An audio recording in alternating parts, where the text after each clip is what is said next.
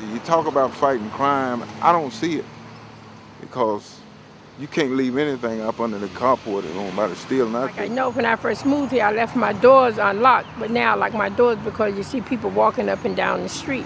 Christopher Madden and Ernestine Lewis have both seen it. Crime is on the rise, or at least it seems that way. It's an increase in crime. So recently I've had a lawnmower had been stolen from me last week. But the numbers tell a different story. In the last 12 years, the number of people entering prison in Alamance County has generally gone down. Lieutenant Chris Crane thinks the crime in the county has simply changed. I think more gang-related crimes are prevalent now than they used to be. But fighting crime is no simple matter. It's tough.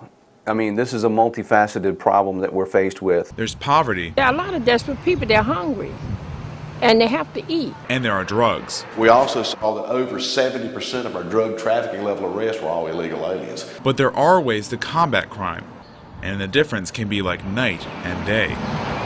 If we have 4,000 gang members, 500 of them are the bad ones. The rest of them can be helped. Seems like to me that, if you want to steer youth in the right direction, scare them, And he did.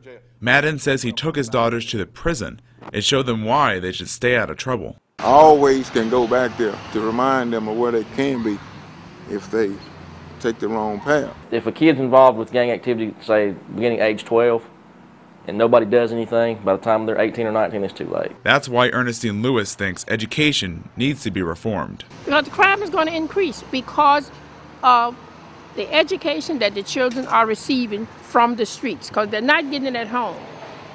And they're not getting it in the school, they're not getting it in the church. So the next institution of learning is the street.